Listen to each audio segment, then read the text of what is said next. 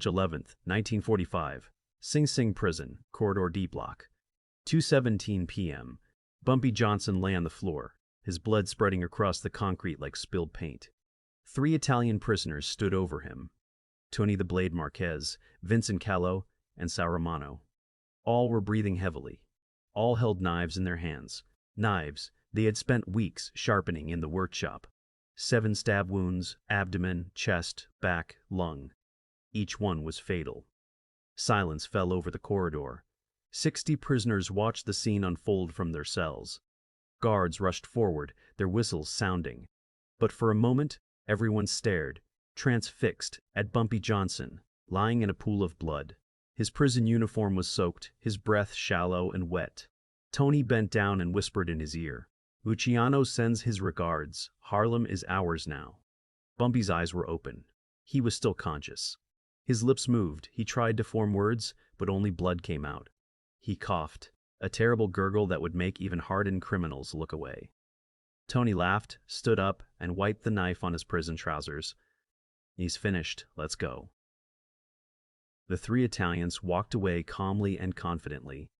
They had just killed Harlem's king in front of 60 witnesses. The guards reached Bumpy. One of them checked his pulse. His hands were trembling. "He's still breathing. Get the doctor immediately." They carried Bumpy on a stretcher to the infirmary. His blood left a trail down the corridor. The prison doctor examined Bumpy and shook his head. 7 wounds, 2 of them to vital organs, a lung injury. He lost at least 1.5 liters of blood. He looked at the prison warden. "I'll try, but he might have 6 hours, 8 if he's lucky." Tony, Vincent, and celebrated in their cells, passing around smuggled whiskey and laughing at how easy it had been. They had 72 hours before they realized their mistake.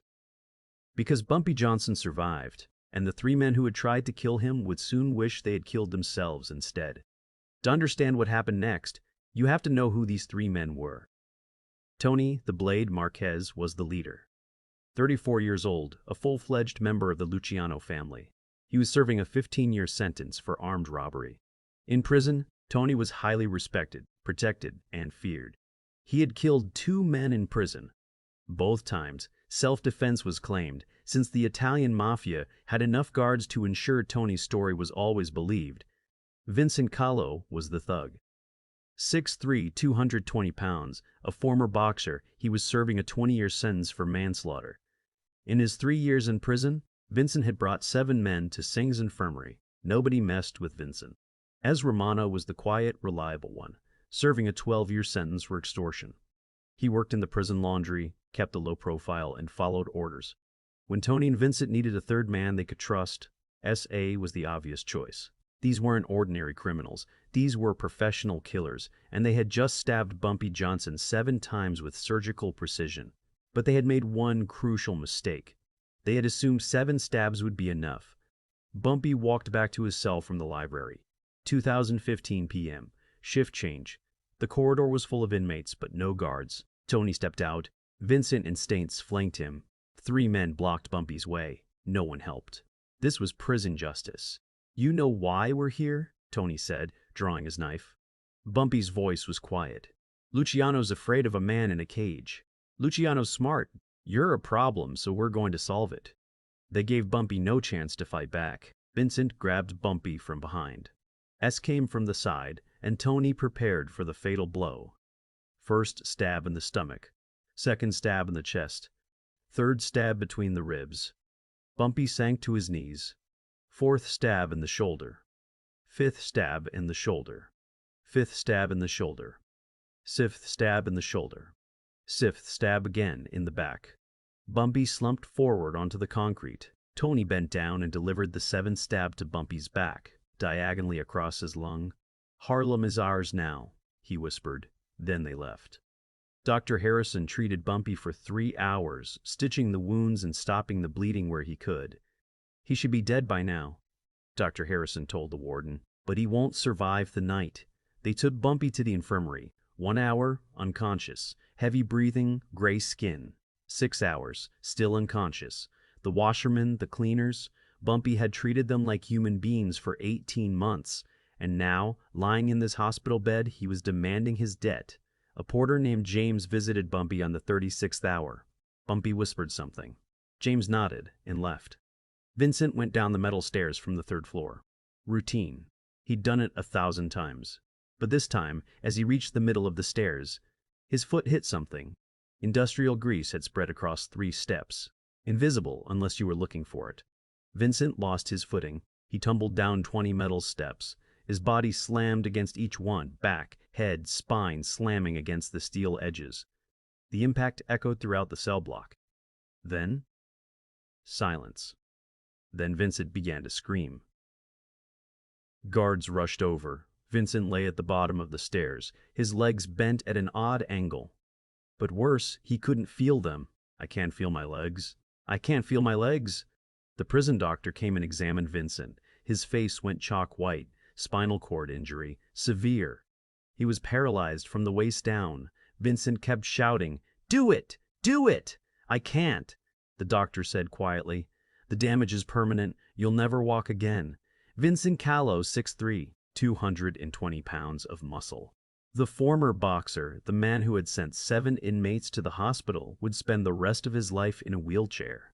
In prison, where a wheelchair meant vulnerability and helplessness, where you couldn't run, couldn't fight, couldn't defend yourself. A life sentence within a life sentence. S worked in the prison laundry, operating the industrial press, a huge machine that smoothed prison uniforms. S was careful. He had used that machine for 8 months without incident. But this time, as he fed a sheet through the rollers, his hand got caught in them, not accidentally. A laundry worker named Marquez had deactivated the safety interlock. When S's hand got caught in the machine, it kept running relentlessly. The rollers crushed his hand. The sound of breaking bones echoed above the machine's grinding mechanism. S screamed. Guards shut down the machine and pulled out his mangled hand. Every finger was shattered beyond recognition. Bone fragments, shredded flesh. Dr. Fesh. Harrison examined it in the infirmary and shook his head. "The injuries are too severe. We'll have to amputate." "Just the hand?" S asked, his voice trembling. "I'll try, but if it gets infected." He trailed off. 3 days later, the infection spread. Despite the antibiotics, greenish-black tissue crept up S' arm. Dr. Harrison had no choice. He amputated S's entire right arm at the shoulder. As Romano awoke from surgery with only one arm, in prison, where 2 hands were needed to defend oneself, to work, to eat, to survive, a one-armed man was helpless and at the mercy of those around him. Tony was having breakfast in a mess hall. Porridge like every morning. But this morning, as he swallowed, something happened. The porridge slipped down the wrong side of his throat. Tony gasped for air, his face turning red, then purple. Guards rushed over and tried the Heimlich technique once, twice, 3 times. Nothing. Tony sank to his knees, clutching his neck, his eyes bulging. A guard tried again, 4, 5 times. Finally crossing his neck, his eyes bulging. A guard tried again, 4, 5 times. Finally, the blockage broke. Tony gasped for air and collapsed. His heart had stopped beating. "Get the doctor!" shouted Dr. Harrison. He came running and immediately began CPR. 1 minute, 2 minutes, 3 minutes, 4 minutes without oxygen. Finally, Tony's heart started beating again. He was breathing, but his eyes were open. Empty. Tony's heart started beating again. He was breathing, but his eyes were open, empty, staring into space. Dr. Harrison checked his pupils, his reactions. "No," he whispered. "No, no, no." The warden came. "Is he still alive?" "His body is alive." "His body is alive," Dr. Harrison said quietly. "But his brain, he was without oxygen for 4 minutes. That's too long. The damage is that he couldn't finish his thoughts." Tony Marquez was breathing. His heart was beating, but no one was there anymore. Brain death, permanent vegetative state. Tony's eyes were open, but he couldn't see. His mouth moved, but he couldn't speak. He couldn't think, couldn't understand, couldn't do anything but breathe and stare. They put him in a wheelchair, fed him through a tube, changed his clothes when he wet himself, and every day they wheeled him to the dining hall for meals. Every inmate at Sing could see him. Tony the Blade Marquez, the man who killed Bumpy Johnson, sat in a wheelchair, saliva running down his face. Dangerous place. They did this, Warden. I've been lying in this bed for 3 days, dying. Remember? I know you did this. I can't prove it, but I know it. Bumpy put his book down. Warden, listen to me. These 3 men stabbed me 7 times. They tried to kill me. They almost killed me. And you know what the worst part was? Not the pain, not the blood. The worst part was lying on the floor, bleeding to death, knowing they thought they'd won. He paused. But they were wrong. They thought 7 stabs would be enough. They thought I was going to die. They were wrong. And now Vincent will never walk again. He will never use his right arm again. And Tony's body is alive.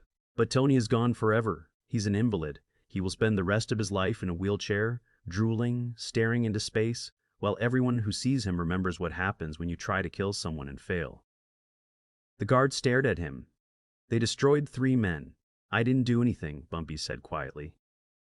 But if I had, this is what I would say. They tried to take my life. I didn't take their lives. I took something worse from them. I took their dignity, their strength, their future. Death would have been a release. What they got is justice. This is where it ends, Johnson. It already ended, Director. 3 days ago. Tony Marquez lived for another 17 years. Every single day in a wheelchair. Every single day fed through a tube. Every single day staring blankly into space.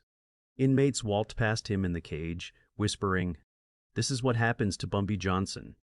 Vincent Callo served his entire sentence. 20 years in a wheelchair, never able to walk again. He was released in 1965, completely dependent on his family, bitter and broken. Sal Romano learned to manage with 1 arm, was released in 1953, tried to find work but couldn't. Most jobs required 2 hands. He ended up begging on the streets, frozen to death in 1958. The story spread through every prison in America. Don't kill anyone until you're sure the matter is settled. Because if they survive, they won't just kill you, they'll do something worse. They'll make you wish you were dead. Bumpy Johnson was released from prison in 1947. He walked on his own 2 feet and returned to Harlem. Years later, someone asked him about the knife attack. 7 times, Bumpy said quietly. They stabbed me 7 times. And you know what? If they'd stabbed me 8 times, I probably would have died, but they stopped at 7, and that was their mistake. What happened to them was brutal, the interviewer said. What they did to me was brutal. I just made sure the punishment was proportionate to the crime. 7 stabs, 3 lives ruined. That's not revenge, that's math. In Sing, the story is still told.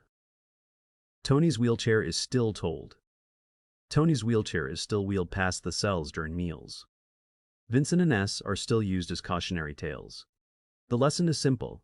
You can stab Bumpy Johnson 7 times, but if the 7th stab doesn't stop his heart, he'll wake up again. And if he does, you won't die. You'll regret it. If this story touched you, subscribe to our channel. We tell Bumpy Johnson's stories about real-life consequences, about justice worse than death, about difference between mercy and revenge. Leave a comment. Was that justice, or did Bumpy go too far? Turn on notifications because next week we're telling the story of how Bumpy stopped the assassination of Malcolm X with a single glance. No words. Just a look that let 4 hitmen go free. Remember, Harlem didn't need superheroes. They had Bumpy Johnson. And Bumpy taught the world that sometimes the cruelest punishment is letting someone live.